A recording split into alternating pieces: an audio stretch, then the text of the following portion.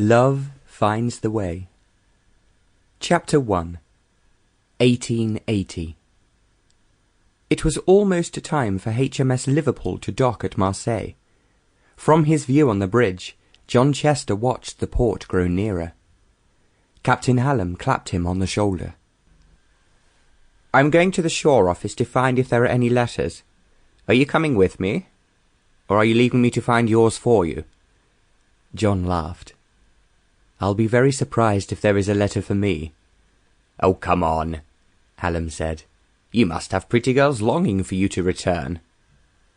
It was a reasonable question. John Chester was nearly 30, well set up, with dark brown curly hair and a twinkle in his eye that might easily capture a maiden's fancy. "What about you?" he asked, skillfully sidestepping the question. "Did you leave any broken hearts behind?"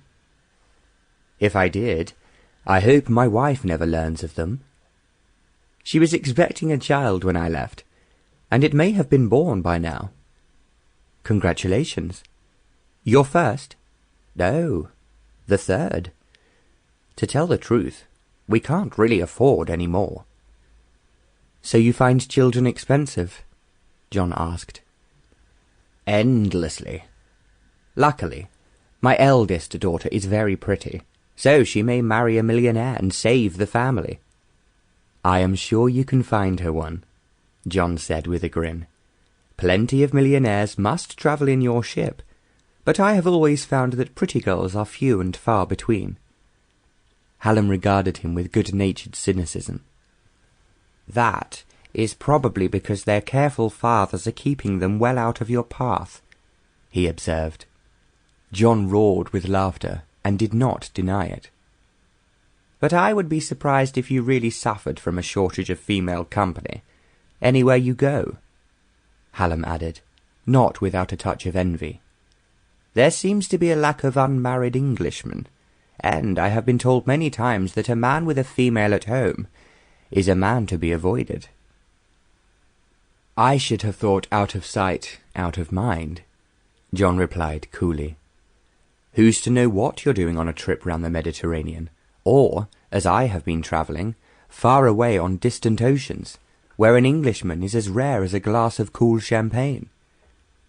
"At least you can get that here," said Hallam, "if you can afford it." "That's the problem," John said. "I often can't. What little I have has been spent on travelling.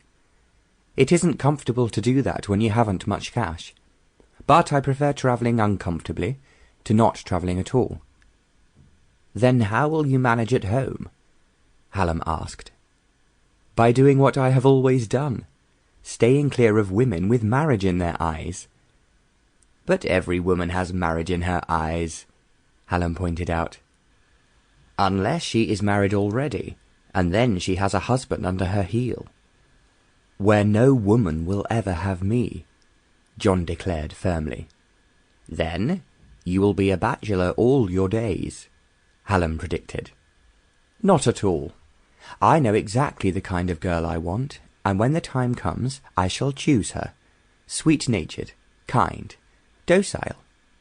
"Women are not docile any more," said Hallam, aghast at this lack of realism. "They have advanced ideas. They want to be emancipated." "That kind of girl would not suit me at all," John said. "What man wants a wife who is always arguing with him?" "No man wants that, but it's what they get," added Hallam gloomily. "My friend, you have been away from England too long. You know nothing about the new woman."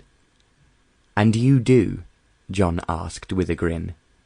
"Yes, from my wife's sister, a terrifying spinster. She could have married well, but no. It's all liberation and argument. According to her, one day women will have the vote." Sample complete. Ready to continue?